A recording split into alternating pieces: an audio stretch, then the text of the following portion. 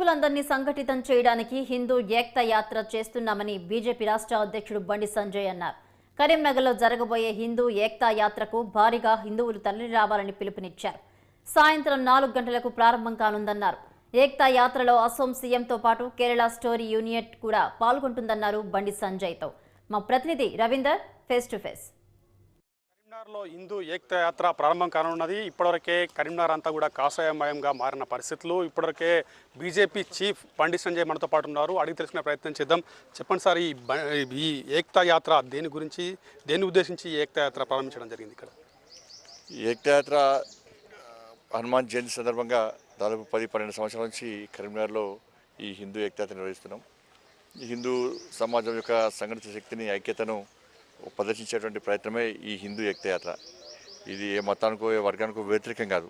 కానీ ప్రస్తుతం ఉన్నటువంటి పొలిటికల్ పార్టీస్ కానీ, కొంతమంది కుహనా సెక్యులర్ వాదులు కానీ ఇలా హిందూ ధర్మాన్ని హీలన చూడము, హిందూ దేవులను కించపరిచే ప్రయత్నం చేయడము, హిందూ సమాజానికి చులకన చూసేటువంటి ప్రయత్నం చేస్తున్నారు. ఇది ఫ్యాషన్గా మారింది. ఇటువంటి వ్యక్తులకు ఒక గుణపాఠం వచ్చే విధంగా ఈరోజు హిందూ శక్తిని ప్రదర్శించడమే ఈ హిందూ ఏక్తా యాత్రకు ప్రధాన ఉద్దేశం. కాబట్టి దీనికి ముఖ్య అతిథిగా అస్సాం సీఎం శ్రీ హేమంత్ బిశ్వ శర్మ గారు, అదేవిధంగా కేరళ స్టోరీ యొక్క మూవీ డైరెక్టర్, ప్రొడ్యూసర్ కూడా దీనికి రాబోతున్నారు. ఎందుకంటే లవ్ జిహాదీ పేరుతో హిందూ అమ్మాయిలను ఏ విధంగా లోపరుచుకొని మోసం చేస్తున్నారు, అది సమాజం చూపెట్టే ప్రయత్నం చేసినాం. కాబట్టి హిందువుల ఆశీర్వాదం కోసం ఈరోజు హిందూ ఏక్తా యాత్రకు మేము వస్తామని చెప్పి వాళ్ళు రావడం. కాబట్టి పెద్ద ఎత్తున కరీంనగర్ నలుమూల నుంచి ప్రజలు, కార్యకర్తలు, హిందువులందరూ కూడా తరలి వచ్చే అవకాశం ఉంది. భారతీయ జనతా పార్టీ కర్ణాటకలో ఒకవైపు హిందూకు సంబంధించిన సామాజిక వర్గం కావచ్చు, ఒకవైపు హిందూ దానిపైనే తీసుకొస్తున్నారు. దాంతో ప్రజలు కూడా ఒకవైపు తిరస్కరిస్తున్న పరిస్థితులు కనబడుతున్నాయి, విమర్శలు కూడా వస్తున్న పరిస్థితి. దీన్ని ఏ విధంగా కూడా 16% ఓటు బ్యాంకు 16% ఉన్నది. ఇలా ముస్లిం అందరూ ఓటు బ్యాంక్గా మారారు, అధికారులకు వచ్చారు. వచ్చినప్పుడు వదిలిపెట్టమంటారా? ఎవరైతే అక్కడిక్కడ మాట్లాడుతున్నారో వాళ్ళందరూ ఆలోచించాలి. కర్ణాటకలో అన్ని పార్టీలు ఒకటే, కేవలం ముస్లిం ఓటు బ్యాంక్ ద్వారా మేము గెలిచామని చెప్పి జబ్బర్దర్చుకుంటున్నాయి. ఇటువంటి పరిస్థితుల్లో వదిలిపెట్టే ప్రసక్తి లేదు. హిందూ ఓటు బ్యాంక్ దమ్మైంది అని చెప్పి చూపెట్టే ప్రయత్నం చేస్తున్నాం.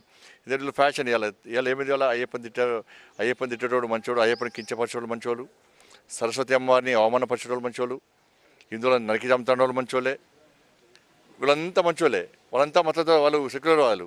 ఇది తప్పనందుకు హిందువులంతా మతతత్వాలు. కాబట్టి చాలామంది మాట్లాడుతుంటారు, వాళ్ళ గురించి మేము పట్టించుకోము. ఎందుకంటే ఇలా ఫ్యాషన్ అయిపోయింది వాళ్ళందరూ కూడా. కర్ణాటకలో వాళ్ళందరూ ఓటు బ్యాంక్గా మారారు. ఇవాళ దాన్ని వదిలిపెడితే మాత్రం ఇలా హిందువులు బతకలేని పరిస్థితి. కానీ రాజకీయాలు ముఖ్యం కాదు. రాజకీయాల కోసం హిందూ ధర్మాన్ని ఉపయోగించుకోమేము. హిందూ ధర్మాన్ని కాపాడడం కోసం దేనికైనా తెగిస్తాం మేము, మంచి ఆలోచనతో.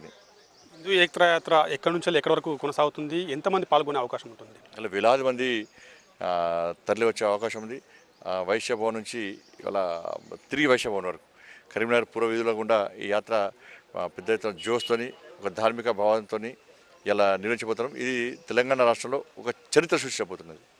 బండి సంజయ్ ఎప్పుడు ఏది చేపట్టినా కానీ ఒకవైపు పోలీసుల పర్మిషన్లు అనేవి ఇవ్వకపోవడం, ఇట్లాంటి సమస్యలు చాలా వరకు చోటు చేసుకున్నాయి. ఈసారి మీకు ఏ విధంగా పర్మిషన్ ఇచ్చారు? ఎట్లా ఉంది?